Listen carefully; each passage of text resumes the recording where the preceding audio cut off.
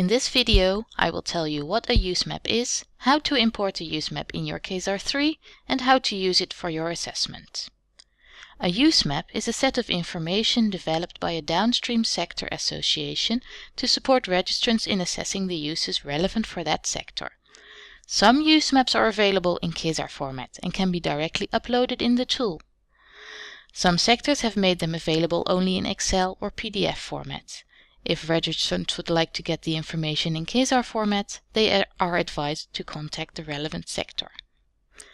If you would like to check whether a use map has been developed for the sectors in which your substance is used, the easiest is to check the Use Maps library hosted on the ECHA website. There you will find a collection of all published use maps. The library is structured by sector. Identify the sector that you supply to and expand its section. Let's have a look at the first use map available, the one related to the sector for soaps, detergents and maintenance products. All use maps elements available are presented in a table. From this table you can quickly see if a use map is available in Chesar format. Use maps in Chesar format can be recognized from the extension CHR3. Before downloading the file, make sure you read carefully the additional information provided in the Notes column, as it may contain some important further explanations from the developer of the use map. Click on the Chesar file to start the download of the file. Save the file on your computer and then open Chesar. We will now show you how to import the use map in Chesar. In box 1, select the substance that is to be assessed. In this example, the ECHA substance is used. Check the top left corner of your screen to verify that your substance has been successfully selected. Next, go to box 2. Box 2 is dedicated to the description of the uses of the substance. This is where the use map should be imported. In this example, the manufacture and the formulation of the substance are already described. The rest of the uses will be described using the imported use map. To import the use map, right-click on the top node, which is called Manufacture Import. In the displayed menu, click on the Import Use Map button. A pop-up appears, inviting you to import your use map file. Click on the Select button to browse through your local files and select the relevant use map file. Please make sure that it is in a Chesar format.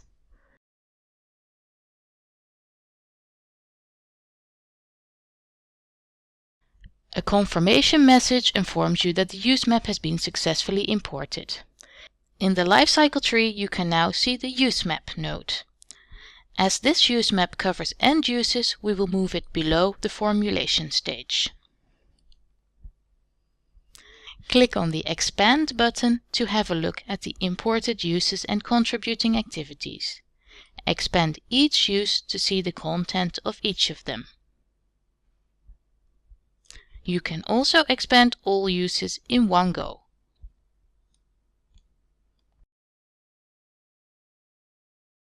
If you go to Chesar box 3, you will notice that, if available, the use map elements, the SCEDs, SWEDs and SPERCs have been imported as well. Let's open a contributing activity, for instance the industrial application of coatings and inks water-based scrubbing process. If we now go to box 3, we can see that a SPERC is linked to the activity and that the conditions of use from the SPERC are already included. Now that the use map is in Chesar, you will need to adapt it to your specific situation. Use maps are designed to cover all the most typical uses in a sector, which means that they are not substance specific. Therefore, the information imported needs to be adapted by the assessors to their specific substances. The next steps for you as an assessor are the following. Firstly, ensure that all the uses and contributing activities imported via the use map are indeed relevant for the substance you are assessing. Secondly, you will need to complement the information from the use map. The use maps typically do not contain substance-specific information such as tonnage and technical function. This still has to be added in box 2. To help you set up the use map and carry out the assessment, the use map developers may have included suggestions. Always start by checking the advice provided, which can be found in different locations. Some advice may be included at use map level in the Advice to Assessor from Use Map field. Besides this, specific advice may also be provided at use level in the Additional Information from Use Map field. Once you have checked the advice provided by the use map developer, start reviewing which uses are relevant for the substance you are assessing. You may check, for example, which uses match the physical form of your substance, or whether the processes take place indoors or outdoors. For example, in our test use map there are two uses at industrial sites, one for the use of liquid coatings, the other one for powdered coatings. In our case, both are relevant. Next, for each relevant use, check the contributing activities. As the use map is designed to cover all uses and substance types within a sector, it may include, for example, one environmental contributing activity for substances which are meant to be incorporated in a matrix, as well as one contributing activity for substances which are processing aids and which will not remain in the matrix. The relevant contributing activity needs to be selected based on your knowledge of the substance. In our example, if your substance is used as a pigment in paints, it is meant to remain in the paint. The relevant contributing activities will be the ones described with ERC 5 and ERC 8C or F. The contributing activities described with ERC 4 and 8A or D are only relevant for solvents in the paint, which evaporate when the paint dry. As you are assessing a pigment, they should be therefore deleted in this case. Starting from Chesar version 3.4, it is possible to indicate the reason why you are deleting contributing activities or uses. If a reasoning has been added, Chesar will display it again when you import an updated version of the use map. This will help you decide whether the uses and contributing activities which you had previously deleted should be re-imported. More information on how to update a use map is available in the video tutorial on how to update a use map. Check the use map carefully and delete the uses and contributing activities which are not relevant for your substance. Once you have defined the relevant uses, you need to complete the use description by reporting, for example, the tonnage and the technical function of the substance. You need to do that for each use. Remember to check whether the sector has provided some information to help you complete these fields in the Advice to Assessor from Use Map field. From Chesar 3.4, some bulk functionalities are available to help you in completing your lifecycle tree. With the bulk delete functionality, you can delete several uses or contributing activities in one go. With the bulk edit functionality, you can add, for instance, the technical function to a number of uses at the same time. Once you are done with your lifecycle tree, you can also check it by clicking the Information on the Lifecycle Tree button. By pressing this button, you will get a pop-up with an overview of possible inconsistencies. Check this carefully. Once you have made sure your lifecycle tree is consistent, you are ready for the next step. Let's move to box 3, where you can assess your substance.